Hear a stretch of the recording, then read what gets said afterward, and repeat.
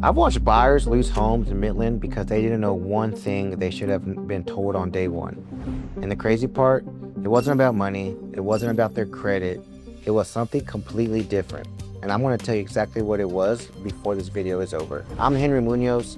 I've sold over 200 homes in Midland, Odessa. If you're thinking about buying here, whether you're local or relocating from work, this is a conversation I have with every single client before we start. Here's what we are going to go through. I'm going to walk you through the full picture, what the market is actually doing right now, what the process looks like from start to finish, what buyers consistently get wrong, and that one thing I mentioned that almost nobody talks about, but that matters more than everything else combined. And I want to be upfront.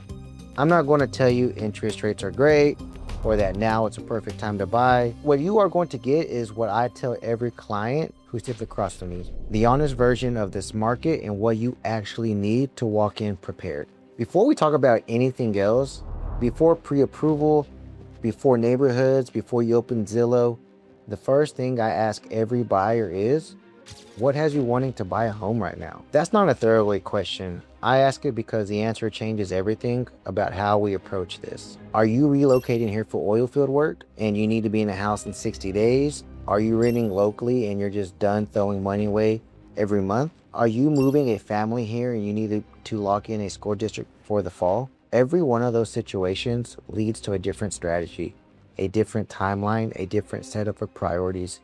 Buyers who skip this and jump straight to looking at listings almost always end up confused, or worse, they end up in a house that doesn't actually serve the reason they were buying in the first place. So get clear on your why. That answer is a filter for every decision that comes after it, starting with the one that most people wait too long to take care of. That's getting pre-approved before you start looking at homes.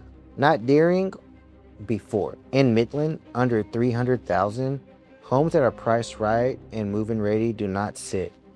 When the right one shows up, you don't have 48 hours to sort out all your financing. By that time, you call a lender, that house is already gone. I've seen it happen more times than I can count. Now, a lot of first-time buyers confuse pre-approval with pre-qualification, and they're not the same thing. Pre-qual is just a number a lender puts on based on what you tell them. Pre-approval means they pulled your credit, they verified your income, and you got a real letter in hand. Sellers know the difference. Their agents definitely know the difference. And here's something I want to say directly. I've worked with buyers who come to me already convinced they couldn't qualify. They talked themselves out of it before they even made a call. In more than a few of those cases, there were programs and options their bank had never brought up. So don't assume the answer is no until you've actually had that conversation with the right lender. Get pre-approved first, because what you're approved for is going to shape exactly how you need to think about this market. And this market is not what most people expect when they get here. Midland is an oil-driven market. And what that means for real estate is that this market moves based on what's happening in energy, not just whatever the national headlines are saying. Right now, we're in a buyer's market overall. Homes are sitting longer. You have more negotiating leverage than buyers had in years, but that's not the full picture. And this is where I see buyers make a critical mistake. They hear buyer's market and they think that applies equally everywhere. It doesn't. Under 300,000, if a home is priced and it's move-in ready, it still moves fast. The demand in that range is real. Above 300K, you've got more inventory, more days on market, more room to negotiate.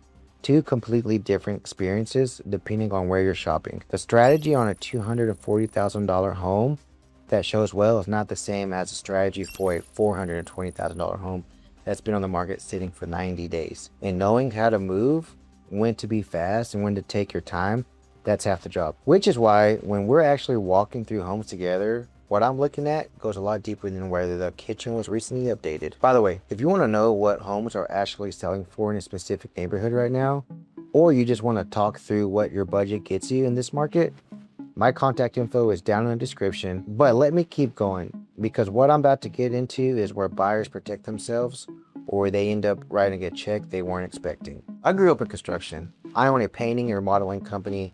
Before real estate, I spent 7 years in the oil field. When I walk through a house, I'm not just looking at the countertops. And what I found after 11 years of doing this is that most buyers don't know the difference between a cosmetic problem and a real problem. And that difference can be $30,000. Cosmetic stuff, paint, flooring, dated fixtures, ugly carpet, that's manageable. You can price it in. You can negotiate it. You can handle it over time.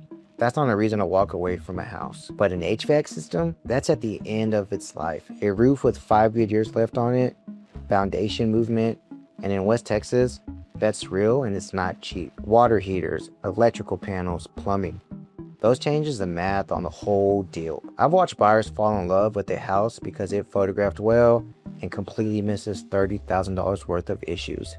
I've watched buyers walk away from a genuinely great deal because the carpet was the wrong color. When I walk through a home with a client, I tell them exactly what I'm seeing. And that conversation is directly connected to what happens when it's time to write the offer. Because how you structure that offer depends entirely on what you found in the house. And I'll tell you, this part of the process is actually where that thing I mentioned at the very beginning starts to come into focus.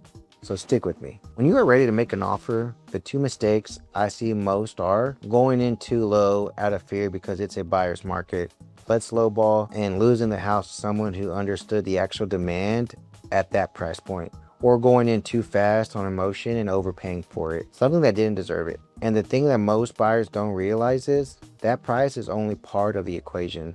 The structure of the offer matters just as much.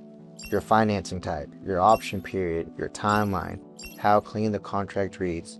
All of those signals to a seller, whether you're a serious buyer or a complication that don't want to deal with. I've helped buyers get in homes in competitive situations not because they paid more, because their offer was cleaner and more reliable than other offers on the table. On the flip side, if the inspection comes back and the numbers change, I'm going to tell you, my job isn't to close a deal.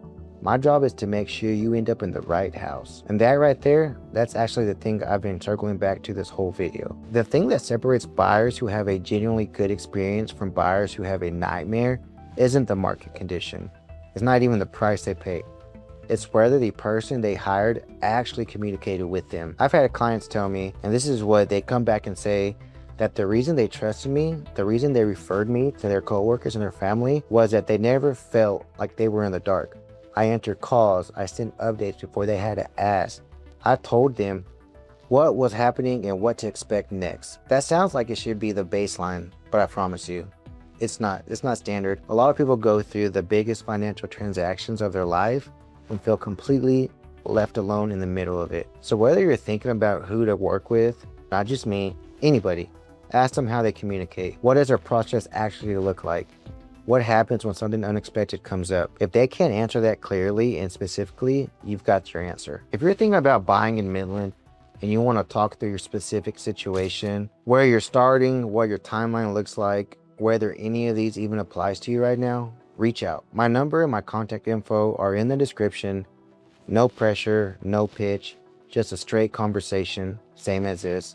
And if this was helpful, go ahead and subscribe, because I'm going to keep putting out straight answers about this market, what's happening in Midland, and what buyers and sellers actually need to know. This is what this channel is going to be about.